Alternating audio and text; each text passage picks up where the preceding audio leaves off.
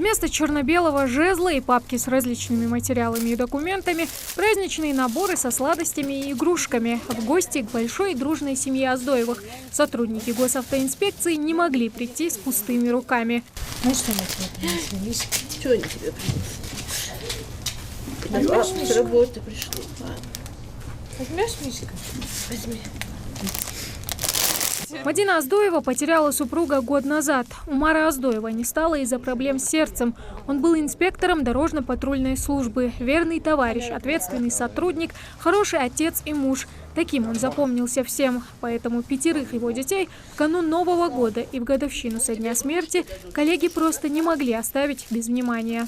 Приехали порадовать детей, посмотреть на них, есть ли у них вопросы, есть ли какие-то моменты, где мы должны им помочь.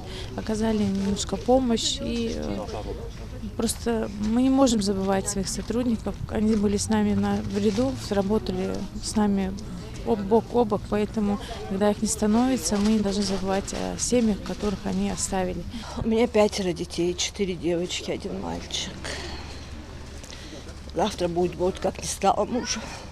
Одной семьей Оздоевых гости сегодня не ограничиваются, ведь не меньше остальных верят в чудо и надеются на него и воспитанники интерната. Пусть Новый год еще не наступил, но ребята уже выучили стихи. Ёлка наряжай, праздник прибежай, Новый год у ворот, ребятишки ёлка ждет. Самые смелые и активные даже пустились в пляс. Зажигательная лезгинка радует всех присутствующих.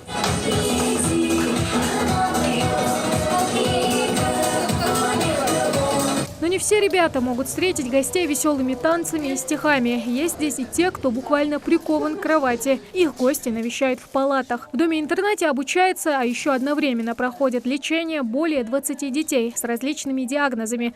Но несмотря ни на что, они ждут гостей всегда. Впрочем, и сами сотрудники ГИБДД стараются не обделять воспитанников вниманием, приезжая сюда как можно чаще. Ведь такие презенты для ребят – это всегда радостное событие, а к Новому году еще и долгожданное. Эмоции детей, конечно, нет предела, все радуются.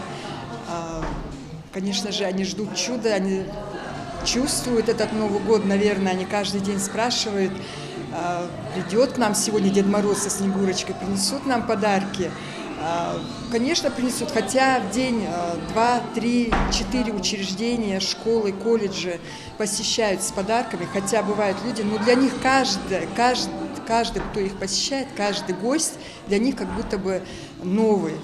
Вот, и они его так ждут.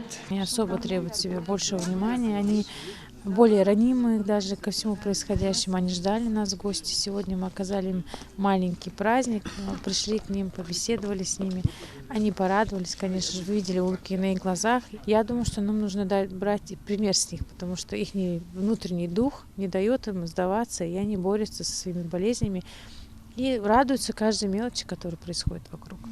Волшебство по силам каждому. До Нового года чуть меньше недели. А значит, есть еще время поделиться чудом с теми, кто так этого ждет. Тамара Хшагульгова, Асхат Белакиев, Новости 24.